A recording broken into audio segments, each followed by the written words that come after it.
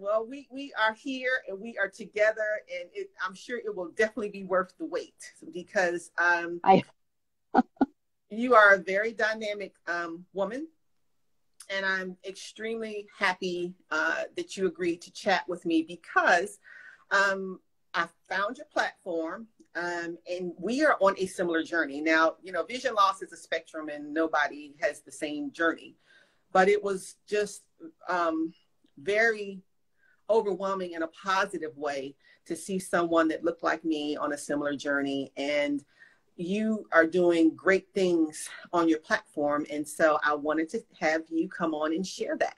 So with that said, I don't want to delay anymore because we've had some challenges, but we are here and we're going to press forward, right? We're going to focus, we're going to accentuate the positive, right? So I Yes, would like we for you to go ahead are. and tell me a little bit about yourself. Sure.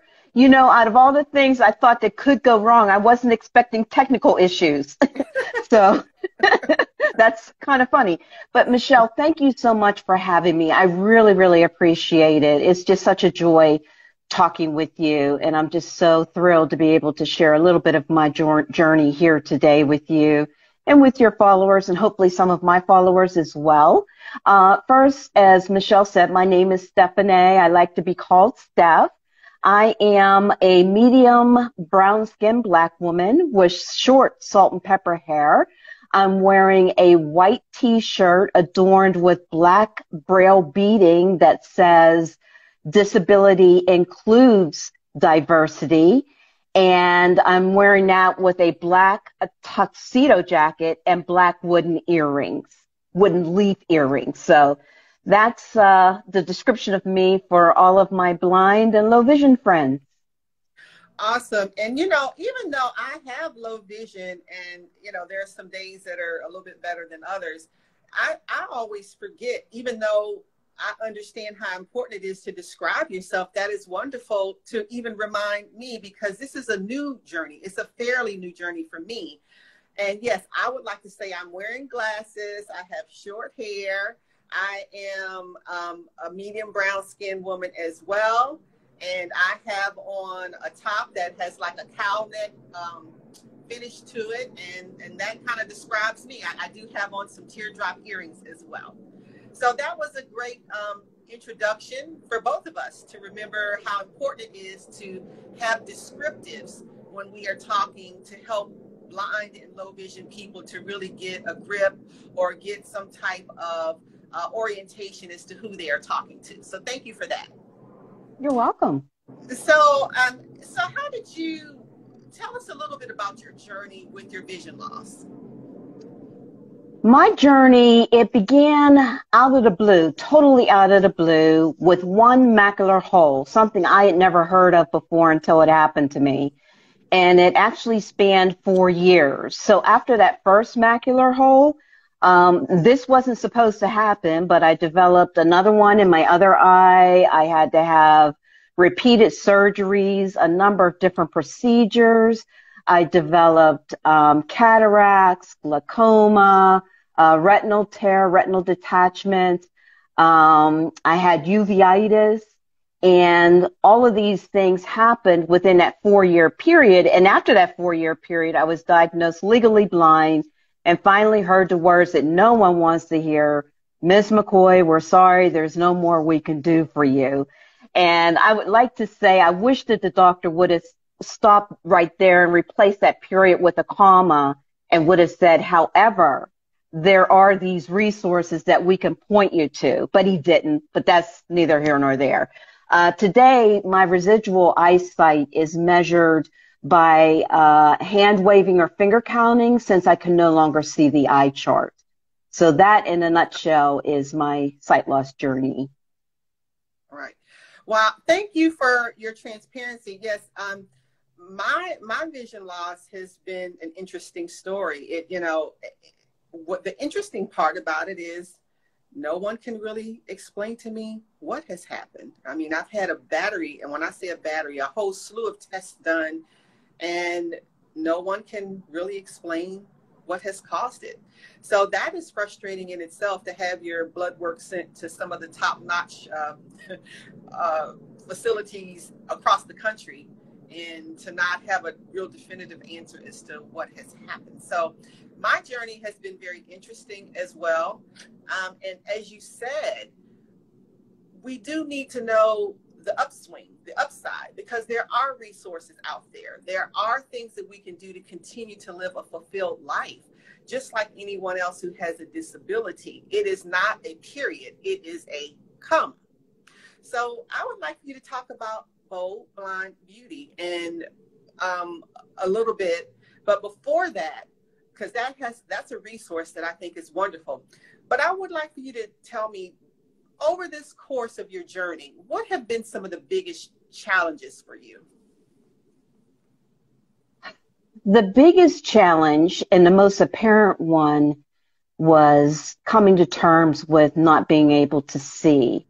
But looking back, and even during the process of it, because I had 4 years to acclimate to it, in a way for me, it was a blessing, because a lot of people don't have that opportunity. There are people who, for whatever reason, through an accident or even like with you, that has some weird thing going on that they can't explain, they lose their eyesight quite suddenly. And all of a sudden, it's like, okay, you can see one day and now you can't, and now you have to figure out how to live your life.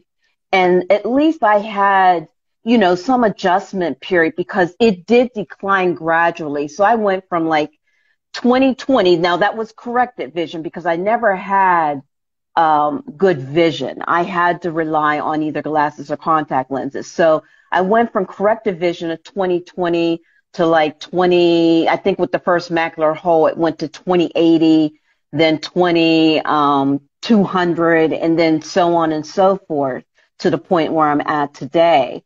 So, it was scary. Each time I dropped a level, it was like I felt like I couldn't breathe. Right. But, I would just remind myself, you got through the last one. You can get through this one. Just take a breath. Just, you'll get through it. Right. But that was one of the biggest challenges. And I think the next biggest challenge was adjusting to or accepting the white cane. That was really big for me. Even though I initiated that conversation with my retina specialist, I went to him and I said, look, I think I should learn how to use it, because it was the only thing I knew for, blind people. I didn't know about all the other assistive technology and things that were available, because nobody told me, and he just refused to give up. So that was another big challenge. But I think what I learned through the experience was being able to be open and learning to adapt to doing things in a different way. Yeah, I still sometimes grieve the loss, but I'm doing okay. And, what you shared is similar to what I have, and am still going through. I haven't quite accepted the white cane yet. I use a lot of human assistance, and I am able on, some occasion to see well enough where I can get around independently. But I do require some assistance more so in the community where things are a little different. And what you do realize on this journey is just how much everything is set up for able-bodied people. These are the barriers. Part of why it's so difficult is because communities and work environments are not really accessible. Everything is set up for able-bodied people. So what have been your experiences with overcoming some of those challenges, given how our society typically is set up for anybody with a developmental disability or a disability in general? I'm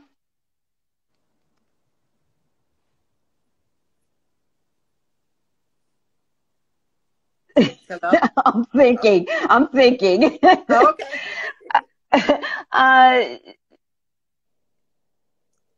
Overcoming the challenges. One of the biggest challenges in my mind is the misperceptions about disability. And, when we take blindness, for example, as an example, blindness, I think, looking at it, what I did I looked at it from the lens of my lived experience.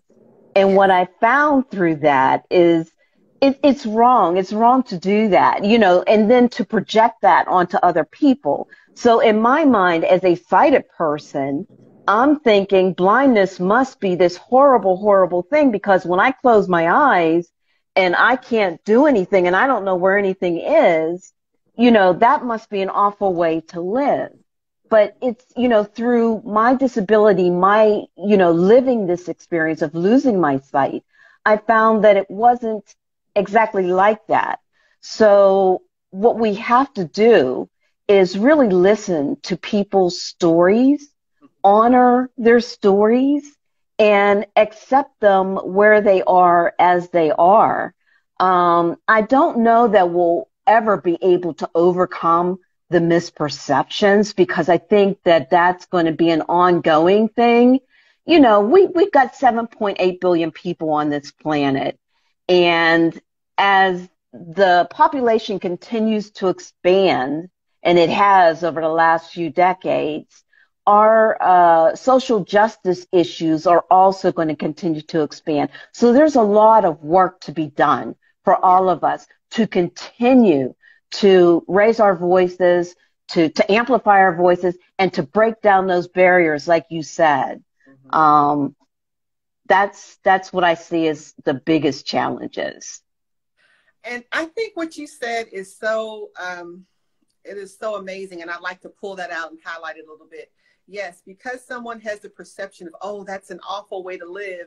It's almost as if they see that as just one aspect and the only aspect of who we are. When a lot of low vision, partially sighted, blind people, whatever your category is on the spectrum, are, if, you know, when you have executive function and you have other skill sets, you know, you understand that with accessibility, those skills can still be of value and be put into use. So you're right. It's going to be an ongoing process of education, expanding people's awareness and understanding about what it means to have low vision or to be blind. So with Right. that said, now go ahead. Oh, I'm sorry. I just wanted to add one thing that I think is also important to highlight. You know, disability really is a normal part of life. Our societal viewpoint on disability views disability as broken. It equates to being broken. And, you know, I know maybe some people might feel like they're broken, but I don't feel that way. And I know a lot of other disability advocates don't feel that way. It's normal. It's different, but then all of us are different, right? Every single Right. person on this planet is different. Disability is no different. And it's just a matter of us accepting people, like I said before, where they are as they are. Right. Awesome. Okay. Again, my name is Michele Pitts-Brown, consultant and advocate supporting the needs of individuals and families affected by developmental disabilities. You are listening to Stephanae McCoy with Bold Blind Beauty. So let's get to it. Tell us about Bold Blind Beauty, what motivated you to start it, and what the mission is. Sure. So there were two main reasons why I created Bold Blind Beauty. The first one was partly out of a personal need to for empowerment for myself that I wanted to share with other people. And it involved dispelling some of the misconceptions, which we talked about a little bit earlier, around blindness. Even the name Bold Blind Beauty was intentional because the word blind, it evokes fear. It evokes helplessness and unworthiness and all of these negative things. And I had a problem accepting my own blindness. So I needed to embrace that word blind because I do identify as blind. I don't want it to be a thing that I am ashamed of. So I intentionally put the word blind between bold and beauty Right.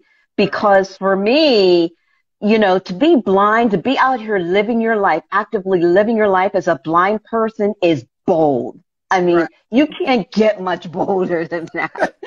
And this thing of people thinking that blind people don't care how they look, you know, how they appear and all these things. Totally not true, which is Oh, why I chose absolutely. the word beauty. Yes, yes. Even though a lot of the stuff on Bold Blind Beauty looks at beauty from an internal perspective, it still is something that in our culture, let's face it, we do, you know, look at external beauty as well. So we acknowledge that.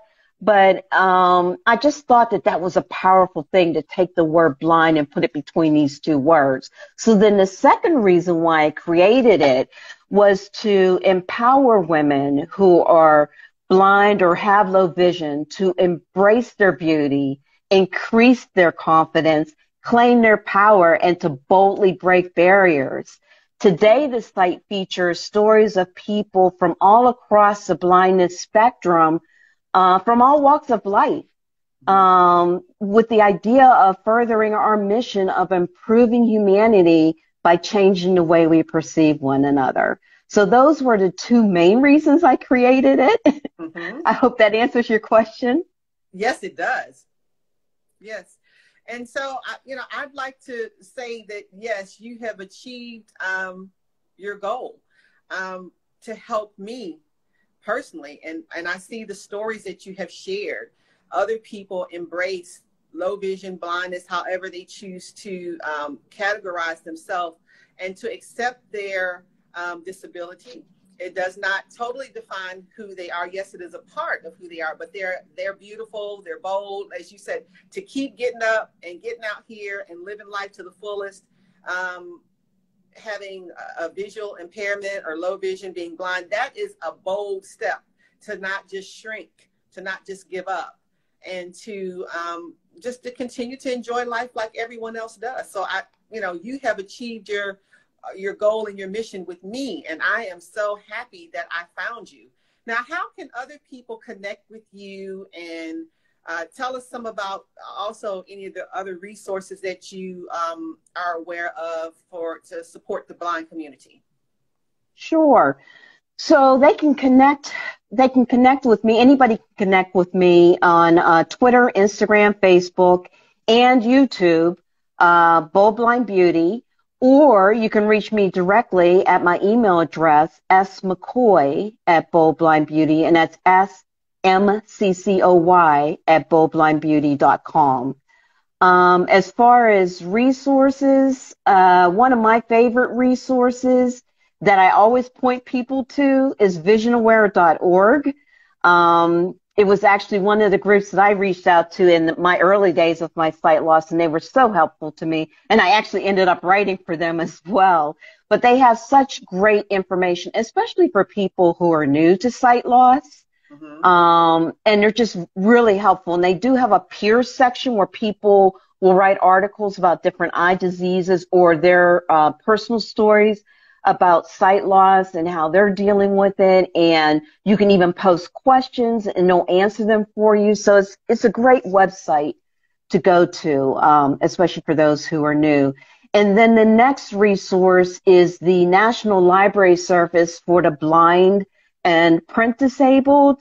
This particular resource, and we can give the link to this resource after this live, okay. But it has a number of subcategories, like organizations that provide direct service to consumers. It has national organizations that serve professionals. It has organizations that provide reading services, organizations that focus on children, and so on and so forth. So it's a pretty good comprehensive site that has a lot of information that can be, quite beneficial to people experiencing sight loss.